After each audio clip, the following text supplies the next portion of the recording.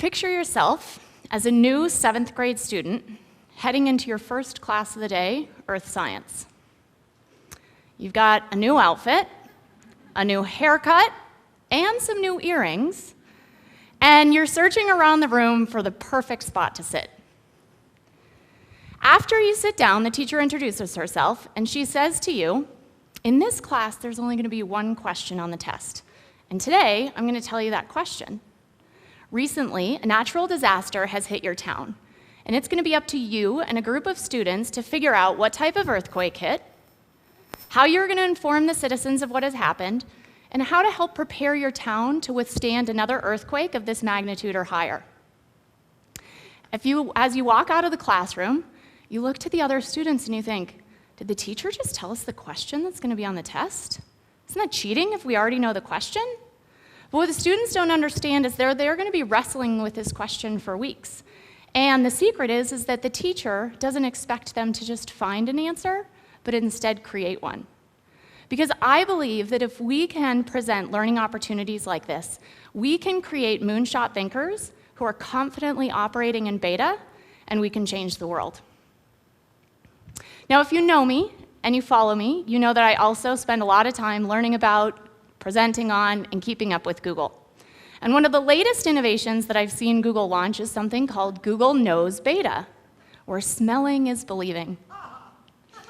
Now, if you know about Google Knows, you know that it was released in beta on April 1st, along with all of the other April Fool's joke products. I always anticipate what Google's going to think of next. But some of the things that Google has launched recently may seem like far-fetched ideas of science fiction, but in fact, they're part of our reality. It's not uncommon to walk around San Francisco and to see people wearing Google Glass. And some of the technology that's been developed with Google's self-driving car is now part of the technology that you can buy in a car today. Google has a fast philosophy to launch early and iterate. They launch all of their products in beta because they know their purpose is to get feedback from the users to improve their product. So can't we as teachers learn something about this philosophy from Google? Isn't it true that we as teachers are constantly operating every day and living in beta? That as the students walk into our classroom, they too are in beta? All of the students come into our classroom at point A, and we hope that through some learning experiences, some improvements, that they'll leave our classrooms at point B. But our biggest challenge is that every student's point A and point B are totally different. So I really believe that we need to pay attention to the space in between point A and point B. We need to mind the gap, because this is where the learning happens. If we can create a culture in our classroom where the students are confident about being in beta, we can transform what it really means to learn in our classroom. We as teachers need to make sure that the students know that the process of learning is about thinking, making, and improving. Now recently, a website was launched called the Google Graveyard, and listed on tombstones were all of the Google products that had recently been, to say it softly, retired. Visitors to the Google Graveyard website could leave a digital flower on the tombstone of their long-lost Google product. Now, visitors to this website might also think, wow, Google is a failing company.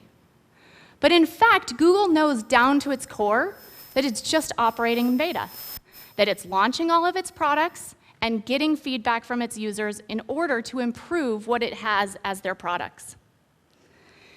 How about you? What would your educational graveyard look like? What strategies, tools, and devices would you write onto these tombstones? Or are your lessons on such autopilot that you really don't even have anything to write on those tombstones right now? Do the students realize what guinea pigs they are in our classrooms? That the very first question that we ask ourselves after they leave is, how could I have done that differently? How could I have done that better? What could be improved? We as teachers cannot be afraid about being candid about being in beta because we are modeling it for our students. So remember our 7th grade classroom, let's head back. On the next day, you come in with your group of students, and the teacher says, not only am I going to tell you the question that's going to be on the test, but this test is going to be an open internet test. And you look to your group members and you think, wow, well, I've got this covered, no problem. But then it isn't until you start getting into the problem that you realize that your teacher has not given you a problem that you're going to find an answer to. Instead, you'll have to create one. I think this learning experience presents the opportunity where we can redefine the learning process as thinking, making, and improving. At first, the students are going to immerse themselves into the question. They're going to define the goal. And they're going to start by brainstorming, but not brainstorming by making a list, but thinking outside of the box, being silly, savvy risk takers, wishful thinkers, dreamers of the impossible. And you've given them a permission to have an attitude of playfulness. And because they're operating in beta, they know that they can show you what they're learning and not just tell you at the end. That they can move rapidly towards making a prototype, creating a website, modeling, sketching, making a movie trailer. They are going to fail often because they know that failing often is going to help them learn. And when they're learning, they know that the only reason why they're sharing what they've learned is to get feedback from you and from other people, and that feedback will help them to improve on what they've learned. I can't tell you how many times I've run this TED Talk by people with the only intention to be getting to get their feedback to improve my message. So even today, as I stand up here in front of you, my talk is still in beta. We all need to understand that the final stage of learning is not an assessment, but it's the realization that we have so much more to learn. So I think that we all know that Google is a company that lives and breathes being in beta. They even have a secret Project X lab where being in beta is part of the job description. At Google's Project X lab, they're charged with finding the next best innovation that's going to change the world. They call their thinking Moonshot thinking. Moonshot thinking is not knowing the answer or how to do something, but choosing to do it anyway. Moonshot thinking is choosing to be bothered by the impossible and reimagining solutions for that problem. Moonshot thinking, failure is expected. Fail quickly, efficiently, and repeatedly. And in Moonshot thinking, your goal is not to make the world 10% better, but your goal is to make the world 10 times better. For example, there are a lot of people out there that are trying to create a car that can get 50 miles per gallon. But if you're charged with designing a car that gets 500 miles per gallon, you have to think differently. This is Moonshot thinking. Richard Duval of Google's Project X lab says that humanity is a series of moonshots, and that we are a species of moonshots. Moonshot thinkers have to be in beta because they know that by creating, experimenting, and getting feedback, it's the only way to learn.